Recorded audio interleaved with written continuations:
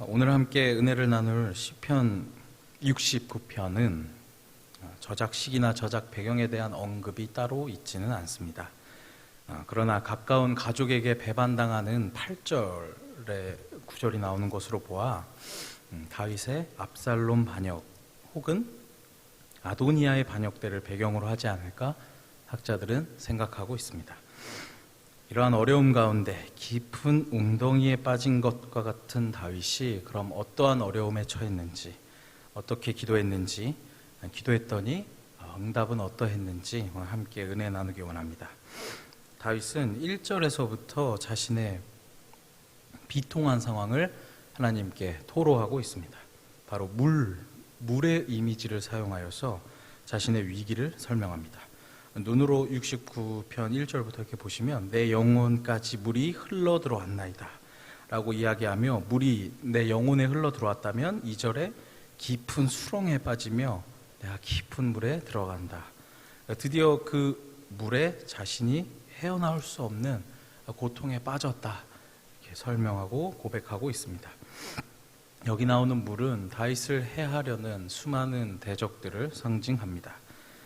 이어서 4절에는 하나님 나를 미워하는 자가 머리털보다도 많습니다 고백합니다.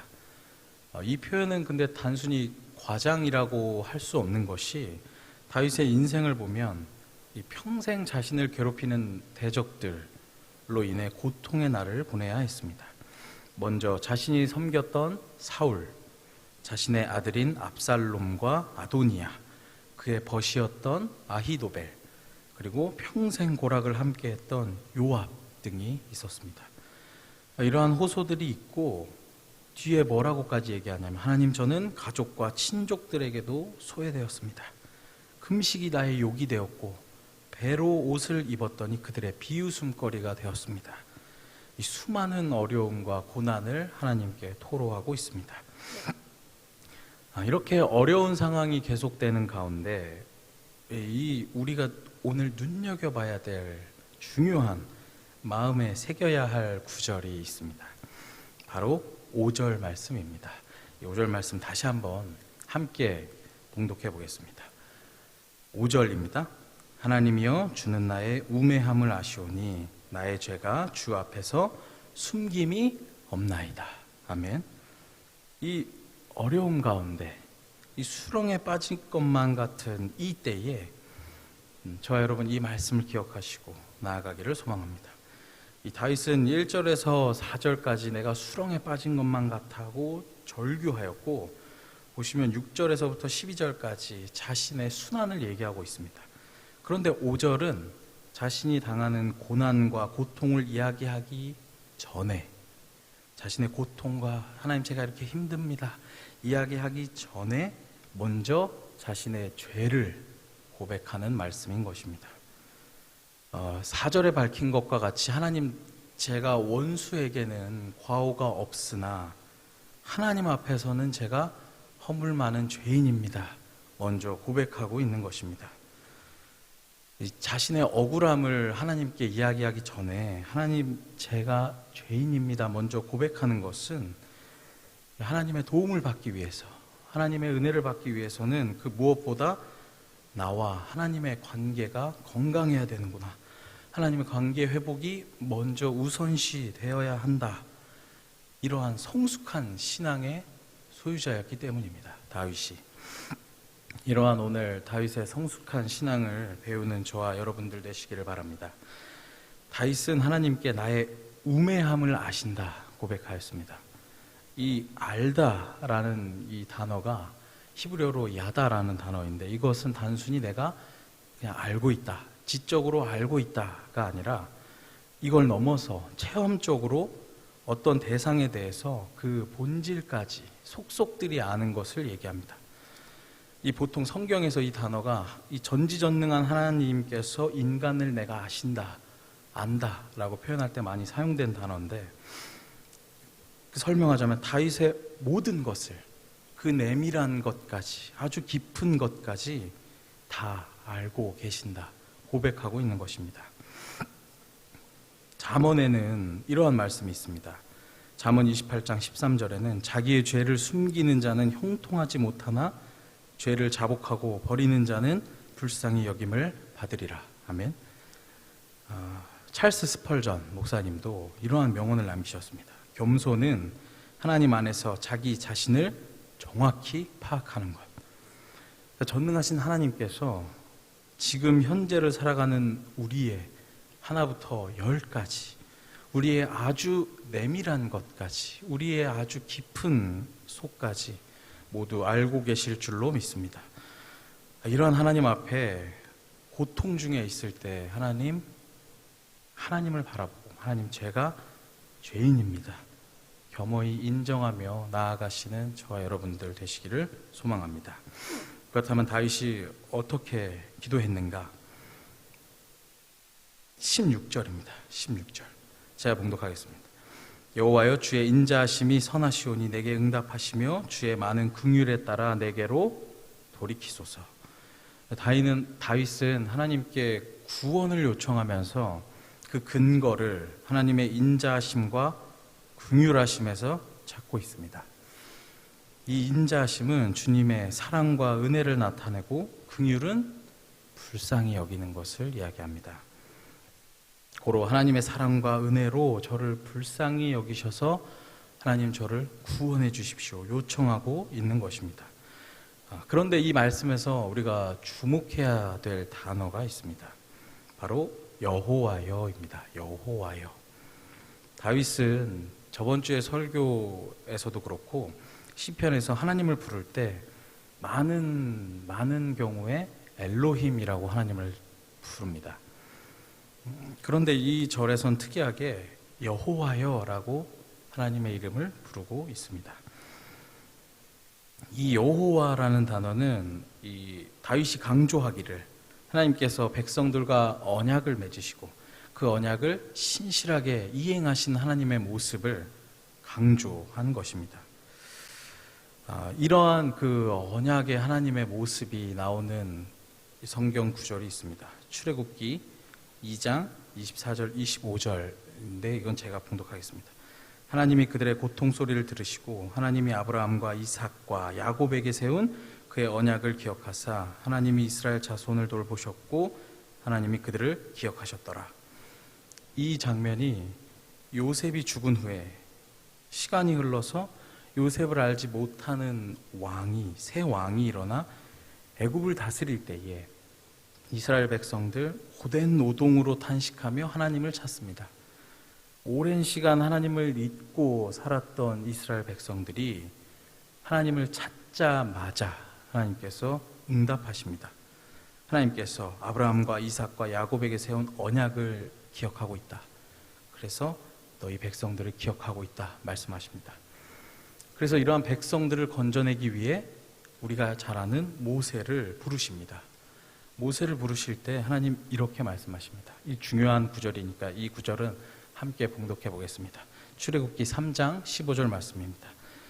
하나님이 또 모세에게 이르시되 너는 이스라엘 자손에게 이같이 이르기를 너희 조상의 하나님 여호와 곧 아브라함의 하나님 이삭의 하나님 야곱의 하나님께서 나를 너희에게 보내셨다 하라.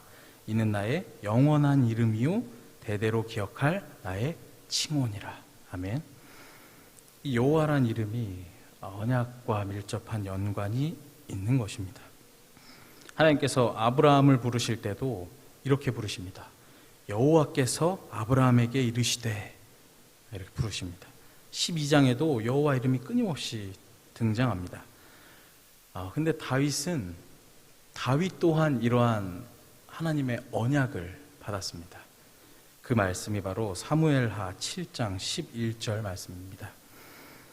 전에 내가 사사에게 명령하여 내 백성 이스라엘을 다스리던 때와 같지 아니하게 하고 너를 모든 원수에게서 벗어나 편히 쉬게 하리라. 여호와가 또 내게 이르노니 여호와가 너를 위하여 집을 짓고. 다윗이 받은 약속입니다. 이게. 그래서 자신에게 약속하셨던 이 여호와의 이름을 부르며 간구하고 있는 것입니다.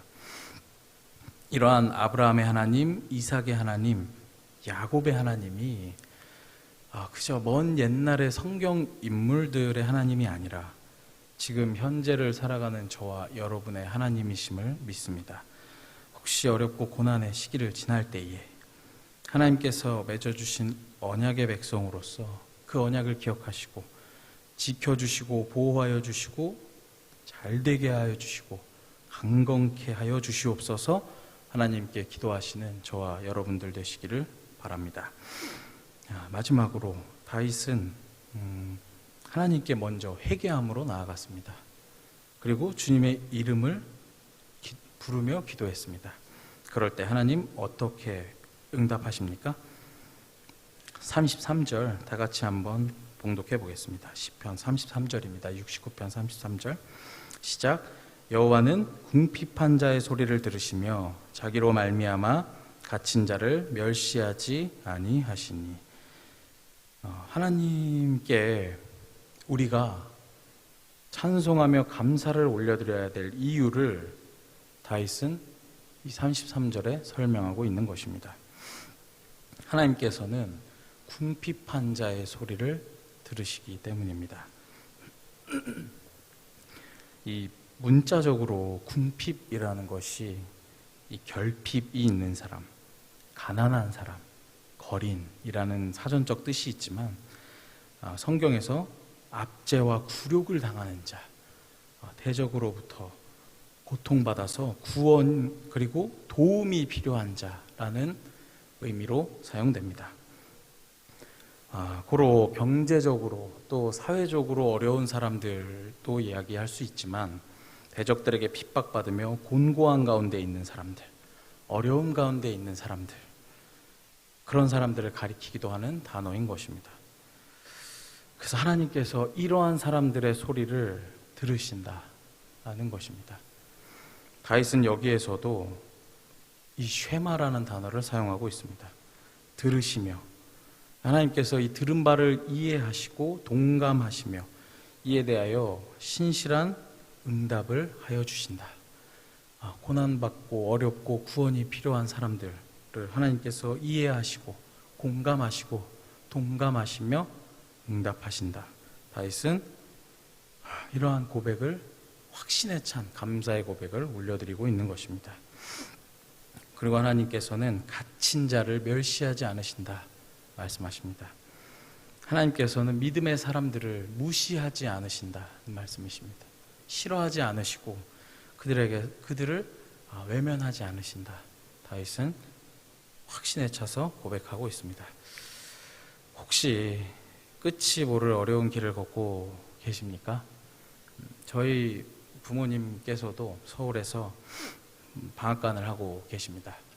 근데 코로나 이후로 결혼식, 돌잔치, 모임 이런 게 없기 때문에 어려운 나날을 보내고 계시는데요. 최근에는 많이 또 추웠죠. 너무 많이 추워서 건물에 하루는 저희 방앗간 건물의 수도가 터지고 그 다음 날에는 위층에 있는 수도가 터져서 물바다가 됐다 막 이렇게 어머니가 보시겠지만 영상을 보시겠지만 힘든 이야기를 이렇게 하시더라고요. 코로나인데 코로나로 모두가 어려운 시기를 보내실 줄로 알고 있습니다. 이렇게 어려운 게 당진교회 우리 가족 여러분들도 남 이야기가 아닐 거라고 생각됩니다. 혹은 어떠한 어려운 일로 힘든 시기를 보내실 수도 있습니다. 그러나 우리가 용기를 얻고 다시 한 걸음 나아갈 수 있는 것은 부르짖으면 응답하시겠다는 하나님께서 우리와 함께 하시기 때문임을 믿습니다. 이러한 하나님께 매일매일 나아가시는 저와 여러분들 되시기를 소망합니다. 기도하겠습니다.